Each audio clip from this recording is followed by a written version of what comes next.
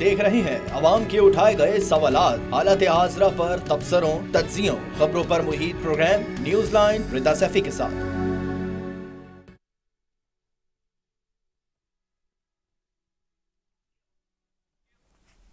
अस्सलाम वालेकुम। Programme news line के साथ मैं हूं आपकी होस्ट मुनीबा गुल बाजवा। आज प्रोग्राम में हम ये डिस्कस करेंगे कि वफाकी बजट जब से पेश हुआ है, आवाम का इम्तिहान जो है वो कब ख़त्म होने जा रहा है। क्या आवाम को कोई रिलीफ मिलेगा बजट के बाद या नहीं मिलेगा, इस पर डिस्कस करेंगे। जबकि वज़ीर आज़म शहबाज शरीफ ने यह भी कहा था बजट पेश करने के बाद कि जो माली साल का बजट है 2023 और 24 का, इसमें IMF की तमाम शराइत को पूरा कर दिया गया है, तो उम्मीद है कि मुज़ाकरात हो जाएंगे। इस चीज़ को भी डिस्कस किया जाएगा और दूसरी जानिब ये भी डिस्कस किया जाएगा कि कल 15 जून को कराची में मेयर का इंतखाबात है और नंबर गेम जो है बड़ी दिलचस्प सूरत हाल इख्तियार कर गए हैं। जमात इस्लामी और PTI का इत्तेहाद तो है, लेकिन तो दूसरी जानिब पीपल्स पार्टी को PTI के नाराज़ चेयरमैन की हिमायत हासिल है। पीपल्स पार्टी के 104, जमात इस्लामी के 87 और PTI ने 42 नशिस्तें हासिल की हैं। अब ये कल क्या होगा, कौन किस से इल्हाक करेगा, किस तरह से वोटिंग होगी, इसको भी डिस्कस किया जाएगा। मेहमानों का तारुफ मैं आपको करवा दूँ। मेरे साथ स्टूडियो में मौजूद हैं ताहिर हसन साहब, सीनियर सहाफ़ी तज्ज़ियाकार हैं, आपको प्रोग्राम में खुशामदीद कहते हैं। उनके साथ मौजूद है इम्तियाज़ फरहान साहब, सीनियर सहाफ़ी तज्ज़ियाकार हैं, उनको भी खुशामदीद कहते हैं। इसके अलावा हमें ज्वाइन किया है अहमद सग़ीर साहब ने भी, उनको भी प्रोग्राम में वेलकम कहते हैं। सबसे पहले मैं ताहिर हसन साहब के पास जाऊँगी और उनसे सवाल करूँगी कि जैसे मैंने बताया, वज़ीर आज़म शहबाज शरीफ ने कहा कि IMF की तमाम शराइत जो है वो पूरी कर दी गई हैं। अगर शराइत पूरी कर दी गई हैं तो बजट के अंदर, तो क्या आपको लगता है 30 जून से पहले बजट के ये IMF जो है वो बैठेगा हमारे साथ, हमें जो है वो रिलीफ पैकेज कोई देगा? जी शुक्रिया मुनीबा। देखिए, एक तो बात यह है कि अभी कल ही IMF ने ये बात की है कि आपकी रिकवरी और टैक्सेस जो है वो कम है, और नो डाउट पिछले सालों में काफ़ी रिकवरी बेहतर हुई थी, लेकिन ये इस साल क्यों रिकवरी कम हुई है, ये इसकी वजह शायद सियासी भी हो सकती है और कोई माशी भी हो सकती है। ये भी कहा जा सकता है कि दोस्तों को शायद ओबलाइज करने की वजह से भी कुछ गिव एंड टेक किया गया हो, लेकिन रिकवरी कम हुई है। और रिकवरी कम होने का मकसद ये है कि आपको IMF की शराइत जो है वो और सख्त माननी पड़ेंगी। ये एक मुश्किल काम है, क्योंकि वैसे तो इसाक डार साहब बार बार ये कह रहे हैं कि अब ठीक हो जाएगा, सब बेहतर हो जाएगा, लेकिन हमेशा से इस मुल्क की एक बदकिस्मती रही है कि हमें या तो अकाउंटेंट चलाते रहे हमारी इकॉनमी को, या बैंकर्स चलाते रहे। हमारे पास कोई मनमोहन सिंह नहीं है जो डॉक्टरेट हो इकॉनमी में और निकाल के इकॉनमी को ऊपर लेके आए, ना हमारी पॉलिटिकल पार्टीज़ इस पे फोकस करती हैं। उनका मैं समझता हूँ कि मिनिमम फोकस जो है वो इकॉनमी पे, और ख़ास तौर पे आम आदमी की ज़िंदगी या उसकी गुर्बत दूर करने के हवाले से तो कोई मुझे नज़र नहीं आता। बेनज़ीर इनकम सपोर्ट प्रोग्राम एक था, है, और उसमें इजाफ़ा हो रहा है। ये तशवीशनाक बात है और इसको हम एजाज़ के तौर पे देखते हैं। हालांकि ये एक तशवीशनाक बात है कि गुर्बत इतनी नीचे जा रही है कि हमें उसमें इजाफ़ा करना पड़ रहा है। उसका बजट बढ़ाने से काम नहीं होगा, आपको इकॉनमी ठीक करनी पड़ेगी, लोगों को रोज़गार देना पड़ेगा। महंगाई को कंट्रोल करने के लिए आपके पास क्या मेथड है, क्या मैकेनिज़्म है, वो आपको बताना पड़ेगा। आपके पास कुछ नहीं है। आपने डॉलर के मामलात में इतना अनएक्सपेक्टेडली फ़ैसले किए कि उसके नुकसानात जो है बढ़ते चले गए, डबल से भी ज़्यादा हो गए। आज आपका स्टेट बैंक खुद ये कह रहा है कि हम अगले साल तक कुछ करने के काबिल होंगे। अच्छा, आपने अभी टैक्सेस की बात की, तो ख्वाजा आसिफ साहब ने कुछ दिन पहले बयान दिया था, उन्होंने कहा था कि रियल एस्टेट पे 500 अरब के टैक्स जो है वो नहीं दिए जाते। चाय की इंपोर्ट के ऊपर 44 अरब के टैक्स चोरी होता है हमारे पास, और स्टील सेक्टर पे 30 अरब टैक्स चोरी होता है। और उन्होंने ये भी कहा कि रिटेल सेक्टर में 2880 अरब का जो है टैक्स चोरी होता है। टोबैको इंडस्ट्री की बात करें तो 240 अरब का टैक्स चोरी होता है। अभी हमने रिसेंट देखा था कि मिनी बजट में जो है टोबैको रिलेटेड गुड्स, इसके अलावा जो फ्लाइट्स वेयर है, इनके ऊपर टैक्सेस लगाए गए थे ताकि रेवेन्यू जनरेट हो सके। लेकिन जब पता है और वो खुद फैक्ट्स एंड फिगर्स जो है वो कोट कर रहे हैं, तो उसके बाद आप कहते हैं रेवेन्यू जनरेट नहीं हो रहा, हम टैक्स नहीं ले पा रहे। टैक्स तो आम आदमी पे लग रहा है, वो दिन ब दिन उसकी जो माशी हालात है वो ख़राब होते जा रहे हैं। देखिए, हालांकि कोरोना के ज़माने में ये था कि इकॉनमी आपकी बैठ गई थी, नो डाउट, उसके बावजूद भी गवर्नमेंट ने कुछ बेहतर किया उस ज़माने में और लोगों को सपोर्ट किया, और रिकवरी भी ठीक ठाक हुई। उस ज़माने में टैक्सेस की जो रिकवरी आई वो भी खासी थी। अब इस वक्त तो पूरा मुल्क चल रहा है, बिल्कुल ठीक चल रहा है, जमहूरियत भी है और सारे मामला ठीक चल रहे हैं, तो उसमें रिकवरी क्यों कम हुई है? ये एक बहुत ही तशवीशनाक बात है, और इस पर इस तरह आराम से कह देना कि जी ठीक हो जाएगा, ये मेरा ख्याल है कि नामुनासिब है। इसमें हमें बहुत बेहतर तरीके से जाना पड़ेगा, और अगर नहीं जाएंगे तो मुश्किलात बढ़ेंगी। इम्तियाज़ साहब, आपकी क्या राय है कि हम जब बात करते हैं वो बजट के, मैं पहले भी बोल चुकी हूँ आधे प्रोग्राम में, कि मुल्क के बजट का डिफरेंस ये होता है सबसे बड़ा कि आप बता देते हैं कि ये हमारे तरक्याती सारी चीज़ें हैं, और फिर रेवेन्यू जनरेट करते हैं, यानी इनकम बाद में आती है, पहले आप एक्सपेंडिचर्स बता देते हैं। और आप एक्सपेंडिचर्स पे भी ये कह रहे हैं कि हम इसलिए जो है वो नहीं कर पाते उनको कंट्रोल, क्योंकि हमारे यहाँ टैक्स चोरी हो रहा है। तो क्या करेंगे ये आने वाले जो अब नया बजट आया, जब इसकी इम्प्लीमेंटेशन का वक्त आएगा, तो ये जो जिन सेक्टर्स का जिक्र किया गया कि यहाँ से टैक्स चोरी हो रहा है, तो कैसे लेंगे टैक्स इनसे? बिस्मिल्लाहिर्रहमानिर्रहीम। देखिए, ये तो सबसे बड़ा तो ख्वाजा आसिफ साहब का ही फेलियर है ना, कि वो सिर्फ ये बता के तो अपनी जान नहीं छुड़वा सकते वो कि ना यहाँ चोरी होती है। इसको चोरी रोकने के लिए आपको तरीक़ेकार बताना पड़ेगा। देखिए, IMF अगर आप पे शराइत रख रहा है तो वो रिकवरी के हवाले से रख रहा है ना। आप फिर ये बात उनसे कर सकते हैं कि जनाब हमारा जो ये फ्यूल सेक्टर है, गैस, पेट्रोलियम, ये तवानाई का, एनर्जी का जो सेक्टर है, इसमें हम रिलीफ देंगे और FBR के ज़रिए हम अपनी इनकम को बढ़ाएंगे। उसका तरीक़ाकार बताएं, जितने ये अरब रुपए बताएं उन्होंने कि इसको कैसे आप रिकवर करेंगे, तो ऑटोमेटिक आपके मामला बेहतरी की तरफ जाएंगे। और देखें मुनीबा, चार्टर ऑफ डेमोक्रेसी की तरह चार्टर ऑफ इकनॉमी की आपको बहुत ज़्यादा ज़रूरत है। एक दूसरे के, पाकिस्तान की सियासत में ये होता है कि मुखालिफ की इज्जत और पेट पे लात मारी जाती है। सबसे पहले तो ये काम किया जाता है कि उसको बेइज्जत कैसे किया जाए, उसका रिस्क कैसे छीना जाए। ये आपको ख़त्म करना पड़ेगा कि एक दूसरे के ख़िलाफ़ काम करें, बिगू करें। पूरी दुनिया में ऐसा होता है, लेकिन इकनॉमी के अगेंस्ट नहीं होता कि कोई अपोजिशन लीडर, चाहे वो अभी के हों या माजी के हों, ये नहीं कहते कि जनाब रेमिटेंस भेजना बंद कर दें, आप ये चीज़ ना दें। ऐसे दुनिया में आपको कहीं कोई मिसाल नहीं मिलेगी जो यहाँ पर होती है। तो ये कभी नहीं। आपको इकनॉमी स्टेबल तरीके से चलानी है तो आपको इकनॉमी 5 साल मंसूबे कहाँ गए पाकिस्तान के?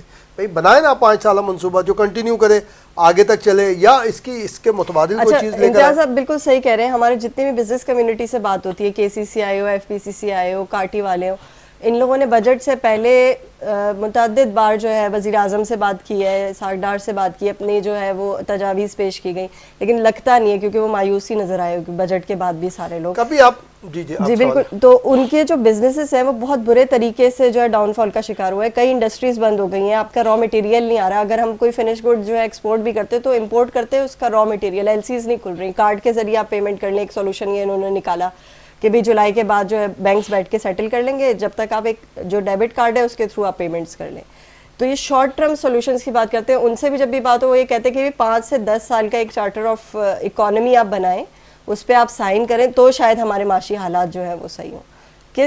कितने हद तक ये बात जो है वो दुरुस्त है? देखिए, मैं ये समझता हूँ कि हमारी जो बिजनेस कम्युनिटी है ना, जितनों के आपने नाम लिए, इनमें से अक्सरियत ब्लैकमेल करती है हुकूमत को।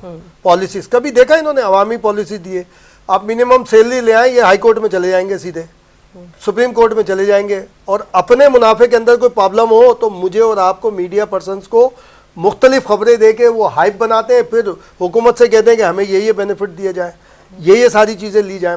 भाई, जब पाकिस्तान ने आपको बनाया है, इस लेवल पे लिया, आपका स्टेटस बना दिया, जब पाकिस्तान मुश्किल में है तो यहाँ की बिजनेस कम्युनिटी, यहाँ के सब उनका बनता है ना। अब ये मेरे ऊपर, आपके ऊपर तनकीद शुरू कर देंगे कि जनाब हम तो बड़े मुश्किल। अब मुनाफे के अंदर नुकसान को नुकसान करार दिया जाता है कि मेरे मुनाफे के अंदर क्यों नुकसान हो गया। मुनाफा यानी कि अगर रियल आपका नुकसान हो रहा है तो उसके ऊपर बात हो सकती है। पॉलिसीज़ के हवाले से आप देखें, जो हमारा अभी थोड़े अर्से पहले हुआ, जब ये हुकूमत आई कि शिप आगे यहाँ खड़े हुए हैं और वो LCs नहीं खुल रही, तो भाई किसने कहा आपसे कि ये शिप मंगा लें? आपको किसने कहा था? गवर्नमेंट को तो चाहिए था वो माल जब्त करते, इनके खिलाफ कार्रवाई की जाती कि आपने पूरी दुनिया में पाकिस्तान को इस तरह से आपने डैमेज किया कि जनाब आपने LC। अब जिस बिजनेसमैन से पूछते, बोले यार मेरी तो बहुत अच्छी साख है, इसलिए मुझे वहाँ के एक्सपोर्टर ने मेरे सिर्फ टेलीफोन के ऊपर मुझे भेज दिया। यार ये साख तुम्हारी पाकिस्तान की वजह से बनी है, किसी और वजह से नहीं बनी। और ये जो बातें करते हैं ना हमारे बिजनेस कम्युनिटी के लोग कि कैपिटल फ्लाई हो रहा है, भाई कहीं नहीं फ्लाई हो रहा, कहीं भी नहीं फ्लाई कर सकते।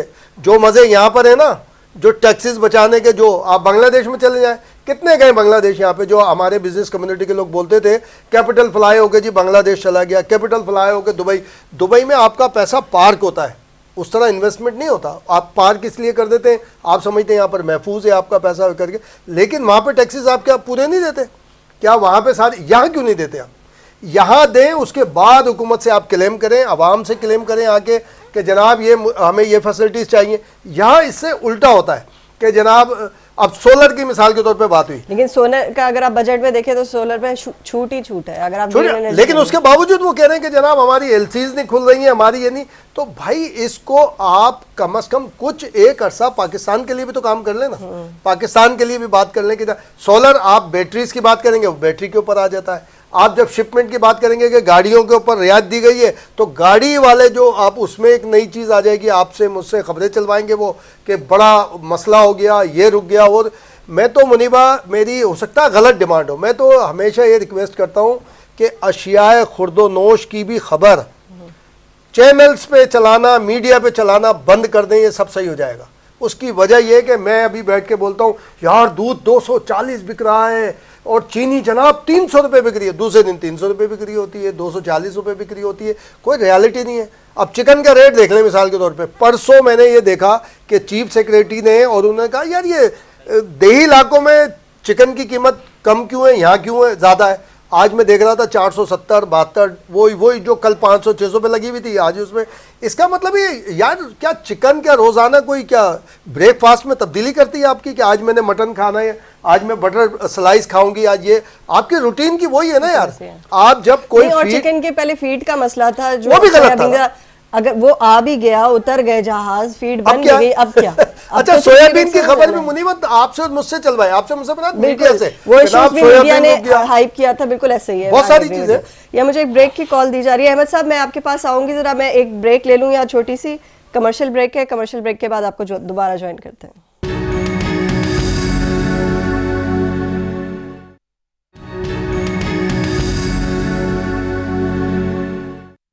Welcome back. ब्रेक पे जाने से पहले हम बात कर रहे थे कि कितने जो है वो हमारे एक्सपेंडिचर्स हैं और अखराजात हैं और कितना रेवेन्यू हम जनरेट करेंगे। अहमद सगीर साहब की तरफ जाऊंगी। अहमद साहब मुझे ये बताइएगा, बाकी मेहमानों की भी गुफ्तगू आपने सुनी होगी, कुछ फैक्ट्स एंड फिगर्स हैं जो मैं कोट करना चाह रही हूँ कि रवा माली साल, यानी मैं माली साल 2022 और 23 की बात कर रही हूँ, वफाकी हुकूमत की जानिब से 6,978 अरब जो है वो अरब रुपए जो थे वो अखराजात के मद में गए, जिनमें से 3,582 अरब जो हैं वो कर्ज और सूद की सूरत में अदा किए गए, यानी कि 51% जो हमारे पास जो है कर्ज और सूद की अदायगी है। तो अगर इस साल का रिकॉर्ड माली साल का ये रहा है तो नेक्स्ट माली साल में जो है कर्ज और सूद में कितना रेवेन्यू जो हम जनरेट करेंगे वो चला जाएगा? देखिए बात यह है कि पहले तो हमें ये समझना है कि हमारी इनकम कितनी है, हमारी आमदनी कितनी है, हमें कर्जा कितना चाहिए, हमारा लोकल डेट कितना है और हमने इंटरनेशनली कितना देना है, एशियन डेवलपमेंट बैंक को कितना देना है, IMF को कितना देना है, और बाकी भी जिन बैंकों से और मुल्कों से हमने सूद पे पैसे उठाए हुए, चाहे चाइना है या दूसरे मुल्क हैं, उनसे जो हमने लिया हुआ उसमें टोटल कितना है। लेकिन उससे ज्यादा अहम बात जो हमें देखने वाली ये है कि हमारी इनकम कितनी है। भाई पैसे देंगे तो हम कमाएंगे तो देंगे ना, हुकूमतें कमाती है तो देती हैं। ये नहीं होता कि जी आपने मशीन चला दी है, रातों रात जो है वो हमने पैसे छाप लिए और फिर उन पैसों को हमने जो है वो उसके डॉलर खरीदे और फिर डॉलर खरीद के हमने जो है उसकी अदायगियाँ कर दी हैं। बात यह है कि हमारी अर्निंग क्या है, हमारी लोकल अर्निंग क्या है, क्या हमारा यहाँ का जो जिनसे हमने अर्न करना है क्या वो विलिंग है, पैसे देना चाहता है? तो जवाब मिलता है नहीं। और इसलिए वो पैसे नहीं देना चाहता है कि वो चोर है, वो उचक्का है, वो 2 नंबर है, वो अपने तरीके से चीजों को लेके चलना चाहता है। आप देखें गवर्नमेंट ने GST 17% दिया, कितने लोगों ने दिया? यहाँ पे सारे के सारे उठाई गिरे हैं। आप उनसे पैसा मांगते हैं, वो दुकानें बंद करके सड़कों पे आ जाते हैं, वो हड़ताल शुरू कर देते हैं, वो स्ट्राइक्स में चले जाते हैं, वो ब्लैकमेलिंग में चले जाते हैं। तो ऐसे में गवर्नमेंट नहीं चलती, अर्निंग नहीं होती, मुल्क पीछे चले जाते हैं, बर्बाद हो जाते हैं, तबाह हो जाते हैं। तो हमें ये देखना है कि हमने अपनी अर्निंग को कैसे बढ़ाना है और बढ़ाने के लिए हमने क्या करना है, वो कौन सी ऐसी रग है जिसपे हम हाथ रखें और हमारी अर्निंग स्टार्ट हो जाए। एक बात। और दूसरी बात, आप एक चीज को हम भूल जाते हैं, वो ये कि पाकिस्तान की डॉक्यूमेंटेड इकोनॉमी नहीं है। आपके यहाँ लोग जो है वो शलवार की जेब लगाते हैं और उसमें पैसे रखते हैं। लोग जो है कमीज के नीचे एक शर्ट पहनते हैं जिसमें बड़ी बड़ी जेबें होती हैं, उसमें पैसे रखते हैं। आपके यहाँ घरों के बेसमेंट में भी रखते हैं काफी अरबों रुपए। वो सारा आदत जो है वो चल रहा है कैश के ऊपर। तो अब कैश इकोनॉमी, इस कैश इकोनॉमी में से आपने कैसे अपना शेयर लेना है? विलिंग नहीं है। जो आपका आड़ती है वो पैसे देने के लिए विलिंग नहीं है, जो आपका ठेकेदार है वो पैसे देने के लिए विलिंग नहीं है, जो आपका बिजनेसमैन है वो पैसे देने के लिए विलिंग नहीं है। तो फिर आप क्या करेंगे, हुकूमत क्या करेगी? जो आपके जो इदारे हैं, चाहे वो एफटीआर है या चाहे बाकी इदारे हैं जिन्होंने फाइनेंशियल आपके मामला को लेकर चलना है, वो क्या करेंगे मुझे बताएं ना। बड़ा मुश्किल है इस सूरत हाल में इस मुल्क को किसी तरफ लेके जाना। अच्छा अहमद साहब, मैं आपके ना पॉइंट में एक पॉइंट ऐड करना चाह रही हूँ सर। अहमद साहब को मेरी आवाज आ रही है? लोगों के अंदर जाना होगा और लोगों को कन्विंस करना होगा कि भाई ये आपका मुल्क है, ये आपको इसके बारे में कुछ थोड़ा बहुत इंसानियत दिखानी है, तब जाके आप जो है अपने मामला को किसी तरफ लेके जाएंगे। मुझे नहीं लगता कि अगले 20-50 साल तक हम जो है वो ऐसे जलील होते रहेंगे, पहले भी हो रहे हैं, आइंदा भी होते रहना है। और दूसरी एक इम्पॉर्टेंट बात जो है जो आपको समझने की है वो ये है कि इन गवर्नमेंट की विलिंग, ये गवर्नमेंट भी जो है, जो भी गवर्नमेंट आती है, हमने पीपल्स पार्टी को भी देख लिया, हमने नून लीग को भी देख लिया, हमने पीटीआई को भी देख लिया, इससे पहले भी बहुत सारी हुकूमतें आई, हमने मार्शल्लाह के अदवार भी देखे, मुशर्रफ साहब का भी दौर देखा है, उससे पहले ज़ियाउल हक साहब भी जो है किसी ने कोई तीर नहीं मारे। उसकी वजह ये है। अच्छा अहमद साहब, आपको मेरी आवाज आ रही है? मैं आपसे ना एक और कनेक्टिंग क्वेश्चन ये पूछना चाह रही थी कि हम ये तो बात करें कि विलिंगनेस नहीं है लोगों की कि किसी तरीके से रेवेन्यू जनरेट हो या ये टैक्स पे करें। इसहाक डार साहब ने एक पोस्ट बजट मीटिंग में एक बात की थी जो मैं कल पढ़ रही थी, तो मुझे वो उसका रेफरेंस याद आ गया। उन्होंने कहा था कि जी 100 अरब का हमारे मुल्क के ऊपर अगर कर्जा है तो इसमें कोई बड़ी बात नहीं है, 50 अरब के तो हमारे असासे हैं सुई सदरन गैस कंपनी के। मतलब वो ये क्या कहना चाह रहे थे कि क्या इसका मतलब क्या था उनका? क्योंकि मेरे प्रोग्राम में बैठकर आगा मसूद साहब ने ये बात की थी कि इसहाक डार साहब ने एक और कमेंट दिया था कि हमारे पास प्लान बी भी है। तो ये क्या वो प्लान बी के जरिए बताना चाह रहे हैं कि हम जो फॉरेन एसेट्स हैं वो भी हम बेच सकते हैं या लीज पे दे सकते हैं, और मुल्क के जो एसेट्स हैं वो भी हम गिरवी रख सकते हैं? हमने पहले गिरवी रखा हुआ ना। आपकी देखें, आपकी मोटरवे गिरवी है जी जी। आपके बहुत सारे ऐसे इदारे जो कि कौमी सालमियत के बिल्डिंग्स हैं बड़ी बड़ी, जहाँ पे अंदर वो गिरवी रखी हुई है, हमने उसके ऊपर पैसे लिए हुए, कर्जे लिए हुए। हमारे पास पहले ही क्या है, अब आ जाके ये रह गई स्विच। अगर आपने फर्ज करें हमने अपने गैस के जो जखायर हैं या इनकी कंपनियां वो भी गिरवी रख देंगे, तो फिर क्या, फिर गैस और महंगी हो जाएगी। वो कहेंगे जी हमें पैसे दें, वरना हम जो है वो हम उसी गैस को बढ़ा के और जो है वो उसकी इंक्रीज कर देंगे, और फिर उसके बाद कहेंगे ठीक है जी हम उनको जो है वो पैसे हमें अदायगी नहीं करनी। देखिए ये कोई हल नहीं है कि हमने चीजें बेचनी शुरू कर दें।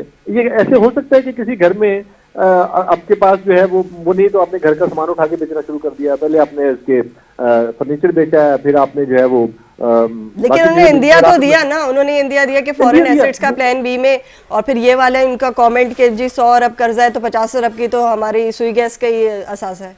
देखे ना, बात एग्जैक्टली वो यही बताना चाह रहे थे कि हम ये कर देंगे, और या हमारी कैपेसिटी इतनी है, या हमारी कैपेबिलिटी इतनी है, या हमारे अंदर पोटेंशियल इतना है। वो पोटेंशियल की बात कर रहे थे ना कि हमारे पास पोटेंशियल इतना है कि हम एक चीज बेचें तो हम उनका आधा कर्जा अदा कर देंगे, अच्छा तो दूसरी चीज बेचेंगे तो उनका बाकी भी कर्जा अदा कर देंगे। लेकिन क्या बेच देना हल है? ये हमें देखना है ना। और हम आखिर में जब ये भी बेच दिया, फिर अगली दफा क्या बेचेंगे? फिर हम अपने आप को बेचेंगे। इन लोगों ने तो देखे, ये आए हैं, ये तो सारे मेहमान हैं, ये सारे के सारे गेस्ट हैं, इन्होंने आए हैं, इन्होंने निकल जाना है, आपने मैंने हमने इधर ही रहना है। नहीं, और दूसरा ये कि जितने पॉलिटिशियंस हैं या एमपीएस एमएनएस की बात कर लें, कोई भी गरीब घराने का तो नहीं है, अच्छे खासे उनके अपने बिजनेस हैं या बड़े अच्छे जागीरदार घरानों से है, बिजनेस क्लास से है, या रिश्तेदार उनके सारे जो है वो बिजनेस करते हैं। तो टैक्स चोरी तो ये लोग अपने ही आसपास ही देखें तो शायद काफी रिकवरी हो जाए।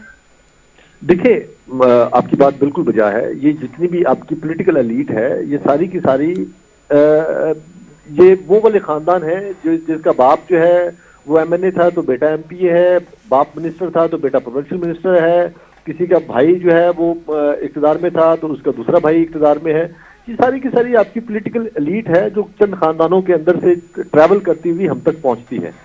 इसमें तो कोई शक नहीं है, बिल्कुल आप बजा कह रही हैं। लेकिन बात यह है कि ये वाली आपको बाकी मुल्कों में भी नजर आती है। आपको याद होगा कि जूनियर बुश जो है और सीनियर बुश भी थे, इसका बाप वो था, उसका बेटा भी आके सदर बन गया। लेकिन बाप ने जो अच्छे काम किए थे, बेटे ने उससे ज्यादा अच्छे काम किए। अमेरिका को आके बर्बाद नहीं किया उन्होंने। यहाँ पे क्या होता है कि यहाँ पे एक बंदे ने आके जितनी बर्बादी की होती है, दूसरा उसका भाई भतीजा नहीं तो बेटा, अहमद साहब वो तो भांजा आके पॉलिसी इससे लेके ज्यादा आते हैं बर्बादी ना, करता अपनी है। इलेक्शन कैंपेन जो जिस पे चलाते हैं वो एक चीज होती है, 1 यूनिट चीज होती है कि जी मैं पूरे मुल्क के अंदर सड़कों का निजाम लेके आऊंगा। तो एक प्रेसिडेंट आता है वो पूरे सड़कों का जाल बिछाता है, दूसरा आता है कहता है मैं तालीम के अंदर जो रिफॉर्म्स लेके आऊंगा, तो वो पूरे जो अपने टेन्योर में तालीम के रिफॉर्म्स करता है। अगर हम बाहर मुल्क की अमेरिका की आप मिसाल दे रहे हैं, पाकिस्तान में कभी ऐसा नहीं होता। यहाँ का वजीर आजम कहता है कि मैं रोटी कपड़ा मकान आपको दे दूंगा फ्री में, मैं आपको 50,000 नौकरियां दे दूंगा, मैं 5 लाख घर दे दूंगा आपको, जो कि कभी ऐसे वादे तो पूरे हो ही नहीं सकते, नहीं अनरियलिस्टिक हो है। सकते ना। 50 लाख घर मुझे बताएं क्या पॉसिबल है? खान साहब के लिए मुमकिन थे वो आगे जो उन्होंने 50 लाख घरों का जो ख्वाब दिखाया था लोगों को, लोग पागल है उसके ख्वाब के पीछे चल पड़े। और देखिए ये नामुमकिन नहीं था, मुश्किल जरूर था, नामुमकिन नहीं था, पॉसिबल था, लेकिन उसके लिए आपको बहुत मेहनत करनी थी। आपको 5 साल में 50 लाख घर बनाना नो डाउट बिलाशुबा जो है ये एक मुश्किल टास्क था, लेकिन बहरहाल जो है ये किया जा सकता था। भाई 2 साल तक तो ये सोचता रहा कि करना क्या है। उसने आके सबसे पहले भैंसे बेची हैं, फिर उसने आके गाय बेच दी, फिर उसने जो है वो प्राइम मिनिस्टर हाउस के अंदर जो गाड़ियां थी उसको ऑक्शन कर दिया, फिर उसने ये छोटे मोटे काम करता रहा, फिर उसने कहा जी मैं इसको यूनिवर्सिटी बना दूंगा, क्योंकि ये ऐसा होता है। अजीब सी उसकी बातें थी। अब ऐसे वज़ीर आज़म अगर आपके आएंगे तो वो आपको इसी तरह की लॉलीपॉप देंगे ना जो वो देते आए और जो उससे पहले बाकियों ने दिए।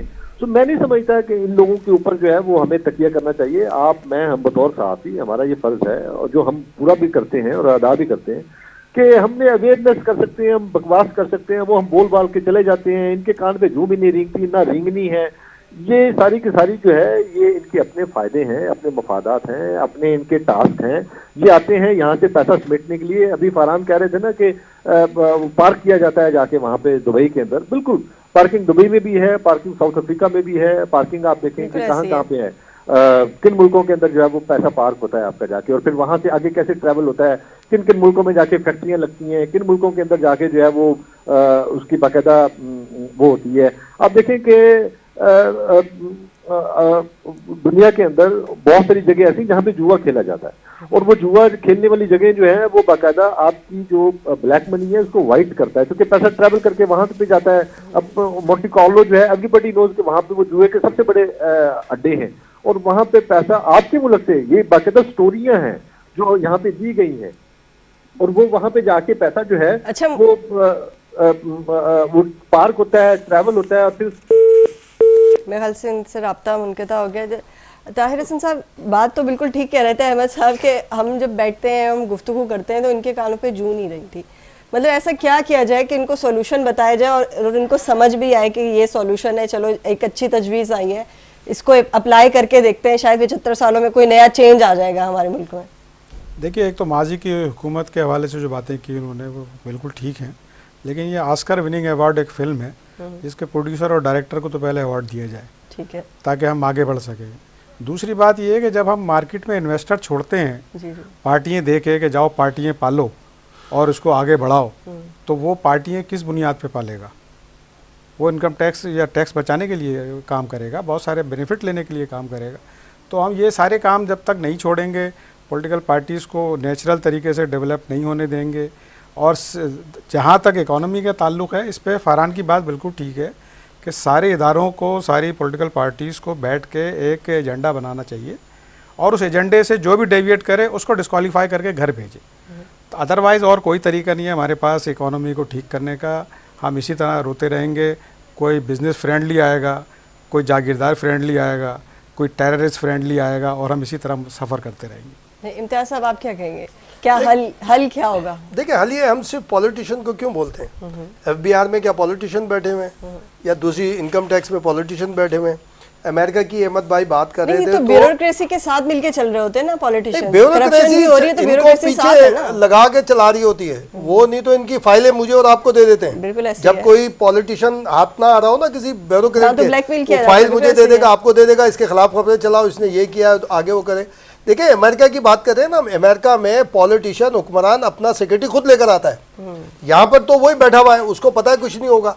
कितने बड़े बड़े पाकिस्तान में स्कैंडल बने हैं माजी की हुकूमतों पे, और ये पिछली हुकूमत गई है, किसी ब्यूरोक्रेट पे हाथ डाला है किसी ने? और डाला भी तो थोड़ी देर के लिए डालते हैं हम लोग। तो सिर्फ पॉलिटिशियन नहीं है, ये ब्यूरोक्रेट, हमारी बिजनेस कम्युनिटी के लोग, सारे। शौकत अजीज तो पॉलिटिशियन नहीं थे जी। ये जो और दूसरे शौकत थे जो अभी सेनेटर जिन्होंने टेलीफोन करके बोल रहे थे शौकत तरीन के IMF को मना कर दो, फला कर, ये तो पॉलिटिशियन नहीं थे, ये तो बिजनेसमैन और फला बहुत सारे नाम हैं सारे के साथ जिन्होंने हफीज शेख क्या वो है क्या बोलते हैं अपना पॉलिटिशियन है, टेक्नोक्रेट। सबसे ज़्यादा इस मुल्क को ब्यूरोक्रेट और टेक्नोक्रेट ने नुकसान पहुँचाया। उन्होंने अपनी मर्जी की है या फिर माशाल्लाह में लाके वर्दी वालों ने नुकसान पहुँचाया, सारी चीज़ें की। हम सिर्फ पॉलिटिशियन पे जब आ जाते हैं उसको घुमा लेते हैं या जागीरदार को घुमा देते हैं। और भाई जागीरदार कितने हैं पाकिस्तान के अंदर? अच्छा अगर उन्होंने 100% भी टैक्स दिया तो कितना देगा? उतना तो एक टेक्सटाइल मिल वाले ने आधे कमा लेने। एक टेक्सटाइल मिल वाला अगर आपको एनर्जी के अंदर और टैक्स के अंदर डंडी मार दे तो ये जो सबसे बड़ा जागीरदार है ना पाकिस्तान का, वो एक साल में आपको नुकसान नहीं पहुंचा सकता, वो टेक्सटाइल इंडस्ट्री वाला। और एक और बात मुनीबा देखें, मुझे कोई एक बिजनेसमैन का नाम बता दें कि जिसकी फैक्ट्री बाहर हो, दुबई के अलावा। दुबई में भी वजूहात की बिना पर रखी है कि पैसा यहाँ से जा सके, अदरवाइज दुनिया में मुझे आप बता दें, साउथ अफ्रीका में हमारे बंदे बैठे हुए हैं वहाँ पर जाकर, यहाँ से पाकिस्तान से जाते हैं वहाँ पे होते हैं, वो भी समझ लें वो जो KPA किसी ज़माने में, अब तो KPA भी ख़त्म हो गए वो करके, कहीं नहीं है पूरी दुनिया में इंडस्ट्री। जो बोलते हैं ना कैपिटल फ्लाई कर रहा है, इंडस्ट्री वहाँ जा रही है, वो नहीं जा सकती, इनकी नहीं जा सकती, यहाँ मौजूद है। और दूसरा एक और आसिफ जरदारी ने जो बात की थी ना अभी ये 5-6 दिन पहले चार्ट ऑफ डेमोक्रेसी ये इकोनॉमी का एक वो कर रहे थे। देखें जो हम कहते हैं ना फॉरेन इन्वेस्टर आए, हमें उसको हौसला शिकनी करनी चाहिए फॉरेन इन्वेस्टर की। फॉरेन इन्वेस्टर $5 लाख अगर लगाता है तो 5 साल के बाद वो 10 से 12 लाख डॉलर लेके जा चुका होता है। आप जो लोकल इन्वेस्टर है उसको प्रमोट करें, उसको कहें कि भाई तू काम शुरू कर, आधे से ज़्यादा जो बाहर का इन्वेस्टर आ रहा है उससे ज़्यादा फैसिलिटेट करें। आप देखें एनर्जी का खाता होता है कि जनाब एनर्जी में नहीं है, आप इंडस्ट्रियल लॉ उठा के देखें ना, ये एनर्जी का भी बंदोबस्त करना उससे इंडस्ट्रियलिस्ट की जिम्मेदारी है। ये नहीं है कि सरकारी खाता आएगा तो उसने कुंडा लगा देना है और इसमें लेके चले जाना है। सोलर आप देखें ना, सोलर विंड वेव्स जो हमारे 1100 किलोमीटर। सॉरी लेकिन मैं अपनी पर्सनल एक व्यू रखती हूँ, तो मैं आपसे डिस्कस करना चाहती हूँ कि मैंने सोलर के उस पर देखा कि अभी बैटरीज पे भी जो है वो कोई टैक्स नहीं है, सोलर पैनल्स पे टैक्स नहीं है, उनकी प्लेट्स पे नहीं है। तो साफ नजर आ रहा था कि सोलर पैनल को या सोलर प्रोड्यूसिंग एनर्जी को प्रमोट किया जा रहा है ना इस बजट के अंदर। मुझे ये समझ में नहीं आता, हम एक न्यूक्लियर स्टेट है, पूरा जापान जो है वो एक न्यूक्लियर पावर प्लांट के ऊपर चल रहा है, उनके यहाँ बिजली प्रोड्यूस हो रही है, उनके खेतों को, उनके एग्रीकल्चर हर जगह पे उसको सपोर्ट करते हैं। हमने इतने बम तो बना लिए लेकिन आज तक हम वैसे यूनिट नहीं लगा सके जिससे मुल्क को जो एनर्जी मिल सके। डॉक्टर कदीर खान जैसा सलूक नहीं किया वहाँ पे किसी कौम ने अपने हीरो के साथ। ये जो हम बातें करते हैं ना कि हुकूमत ने यूं कर दिया, कोई अवाम का कोई मुझ समेत कोई बंदा खड़ा हुआ था डॉक्टर कदीर खान के साथ, शेख मुबारक, ये जो समर मुबारक साहब थे, मैं हो सकता उनसे मैं एग्री नहीं करता क्योंकि समर मुबारक को भी पैदा किया गया था डॉक्टर कदीर खान के मुकाबले में कि जनाब इसमें, फिर उनकी बेइज्जती की गई। कौन खड़ा हुआ? यही हमारे जो चीफ जस्टिस साहब साकिब निसार जो सर्टिफिकेट लेके घूमते थे ईमानदारी का, सादिक और अमीन का, इन्होंने क्या किया समर मुबारक के साथ। उसके अलावा वो जो फ्री के अंदर ऑपरेशन होते थे, जो बच्चों के सस्ते इलाज होते थे, वहां जाकर इस साकिब निसार साहब ने क्या किया? फंड जितना लिया उसका क्या हुआ, उसका भी कोई हिसाब किताब नहीं। तो ये सियासतदान नहीं है मुनीबा, ये जो बाकी है ना अदर दिन, इनको पूछे कि भाई हमारे देखो 3 से 4 फैसले हमारे आला अदालत के ऐसे हैं जिन्होंने पाकिस्तान की इकनॉमी को तबाह बर्बाद कर दिया। उनसे कोई पूछेगा? आपको याद होगा कि कराची में हमारा एक वो आया था, वो शिप था, क्या नाम था उसका, वो जो इलेक्ट्रिक वाला जिसपे ये हमारे रेंटल एनर्जी का रेंटल पावर प्रोजेक्ट, ये बेचारे जो इस वक्त स्पीकर असेंबली हैं, जब वजीर आजम थे मशहूर हो गए जी रेंटल प्राइम मिनिस्टर रेंटल। इंटरनेशनल कोर्ट में जब वो कंपनी गई टर्की की तो क्या हुआ? क्या किसी ने पूछा इफ्तिखार चौधरी साहब से?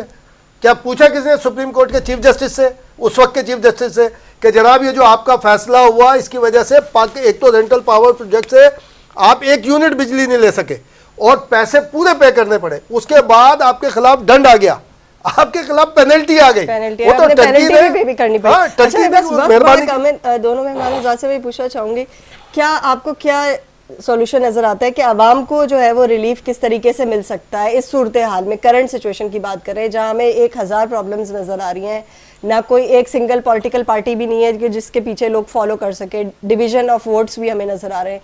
अब जो इलेक्शन अक्टूबर में होंगे और इस बजट के बाद कोई हल है मुल्क की तरक्की का ताहिर साहब?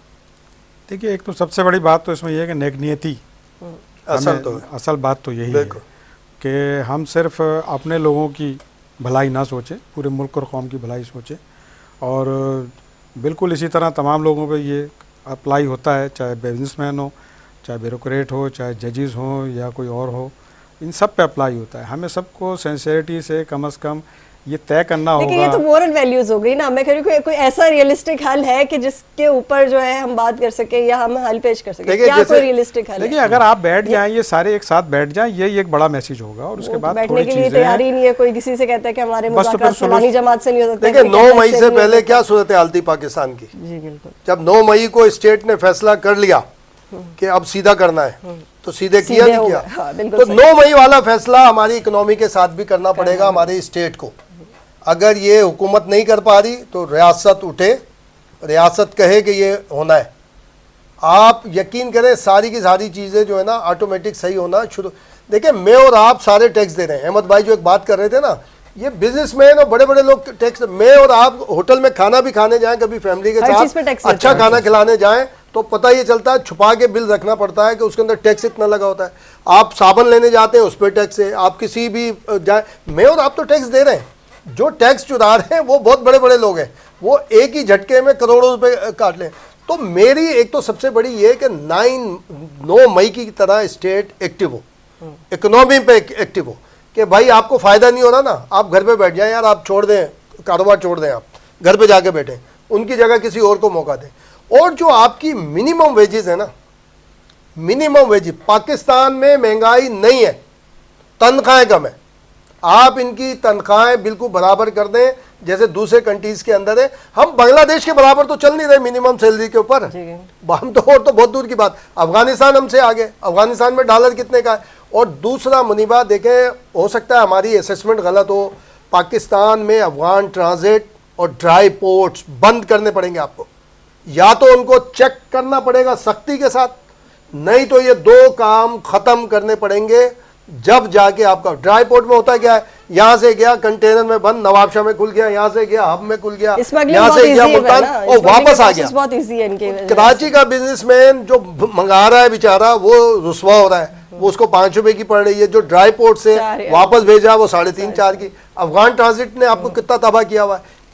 डॉलर यहाँ से भेजते हैं वो, और जो माल आता है वापस का वो किरदार जो हमने 9 मई को देखा, बिल्कुल रियासत एक्टिव हो जाए, तो शायद कुछ चीजें सही हो जाए। साहब लास्ट मुझे तो नहीं लगता, आपको लगता है तो आप जरूर होपफुल रहें, इसलिए कि बगैर किसी सपोर्ट के कोई काम होता नहीं है। और जो कुछ भी हो रहा है उसमें सपोर्ट शामिल होती है। चलें, बहुत शुक्रिया। इस प्रोग्राम का वक्त खत्म हुआ। आज हमने कोशिश की और गुफ्तगू की कि एक आम आदमी को कैसे रिलीफ मिलेगा और क्या हमारी पाकिस्तान की मईशत बेहतरी की तरफ गामजन हो सकती है नहीं। इसी के साथ मुनीबा गुल और न्यूज़ लाइन की टीम को दीजिए इजाज़त। अल्लाह हाफ़िज़।